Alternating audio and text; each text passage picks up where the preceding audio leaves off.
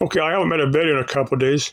Now, last week I started feeling kind of bad. Saturday I felt pretty bad, so I just didn't feel like making any more videos for 3 or 4 days. I don't know if anybody was really concerned about me or not, because it's only been like 2 or 3 days. Not like it's been weeks and weeks. Now there's been some YouTubers disappear for weeks and weeks before somebody becomes concerned. So, but anyway, now.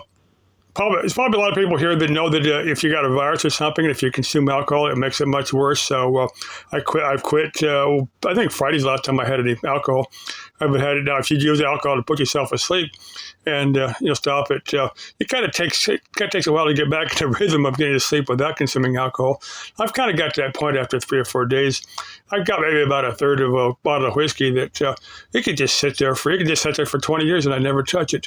Or I might get a case of beer and finish it off in another 2 or 3 days. I don't know. I never had that problem. But either take it or leave it.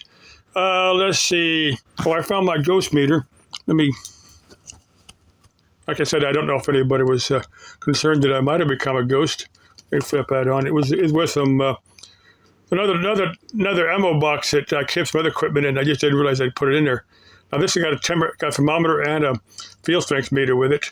Now this is one that was in my back pocket when I was up there at the White Tanks. I'm gonna get the White Tanks here in a second. That's what was in my back pocket when it started going off. It was like miles from any potential electronic field. So my best guess is probably a ghost was trying to hug me up there and was setting it off, but I can't prove it. Now, the only other time I've had it go off, rather than just pointing it toward an electrical wire, is when I was under those power lines over there at Alomar Park. And man, you can't go anywhere in Alomar Park without that field strength meter going off because of those lines over there. But you get right under those lines with with my camera, you can hear a 60-cycle hum in the audio. So those lines are having an effect. Whether it's serious or not, I couldn't tell you.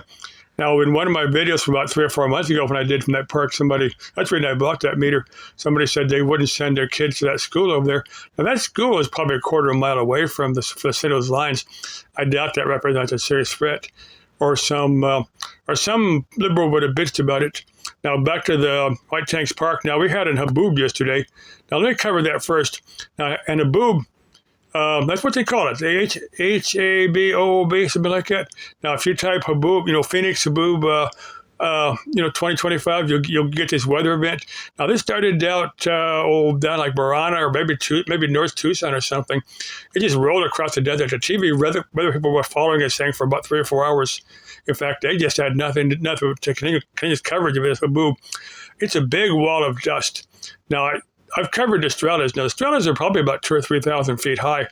And this Haboob just rolled right over the Strellas like it was nothing. A lot of times, the Strellas will break up these Haboobs. They'll just stop out there. But this Haboob just rolled right over and it came down. It hit the southeast valley. It didn't hit me. I got rain here. I got rain most of the night. It's actually pretty decent right now. It's got to be humid as hell for a few days. But now the Haboob just rolled right over. It hit the southeast valley. It went right over Phoenix Sky Harbor Airport.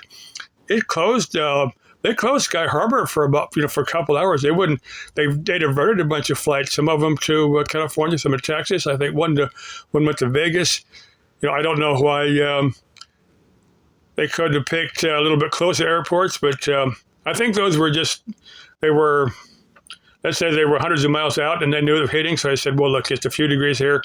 We can hit Vegas or Dallas or LA, and then we can fly back. Of course, some of them may have been flying. The cross-country ones may have been flying to LA anyway. They said, look, we'll go to LA, drop off those passengers, and then we'll provide special flights for people that want to go to Phoenix, later. They may have done something like that. But anyway, closed Sky Harbor for a couple hours, and then we got the rain. It came in. Now it took a while before it hit here, but I didn't have a hard rain, but it rained for a couple hours. Then it headed up. It kept on going northeast, and I'm pretty sure it hit the White Tank Mountains, but I don't know if the White Tanks got enough rain to have water in that waterfall, because I'm told that it takes like 2 or 3 days of constant rain to have enough to have any water in that waterfall. So I don't know if it would be worth my effort to go up there. If some chick wants to join me in a hike with in that waterfall hike, let me know. Let me see what else I'm going to cover. I think I got it all. Like I said, I don't know if anybody's concerned that I wasn't making videos or not, because it's only been 3 or 4 days, and that's not long enough for anybody to go, yeah, well, of course, I could have dropped out of a heart attack, and I have known people to do that. And just tell you they're gone, or maybe I'd fall off a building or something, but that didn't happen. Okay, still love you all. Still love this crazy world. Bye-bye. Let's have fun out there.